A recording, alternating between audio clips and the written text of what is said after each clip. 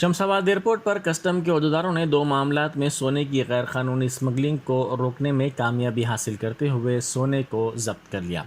पहले मामले में कस्टम के ओहदेदारों ने एक मुसाफिर के पास से 220 ग्राम सोने को जब्त किया।